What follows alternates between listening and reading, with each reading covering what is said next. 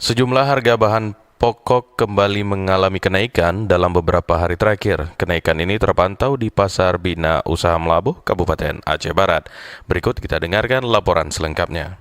Sejumlah harga bahan pokok kembali mengalami kenaikan dalam beberapa hari terakhir. Kenaikan ini terpantau di Pasar Bina Usaha Melabuh, Kabupaten Aceh Barat, Senin pagi. Berdasarkan pantauan RRI, komoditas yang mengalami lonjakan harga di antaranya cabai merah, bawang merah, telur ayam, dan beras. Salah seorang pedagang, Maria, saat ditemui di tokonya mengungkapkan, harga cabai merah yang sebelumnya dijual Rp30.000 per kilogram, kini naik menjadi Rp40.000 per kilogram. Untuk bawang merah kenaikannya bahkan lebih drastis.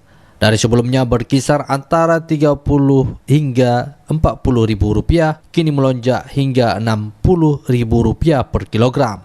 Kenaikan harga juga terjadi pada telur ayam. Menurut Maria, harga telur yang biasanya dijual Rp48.000 per papan, kini menjadi Rp54.000.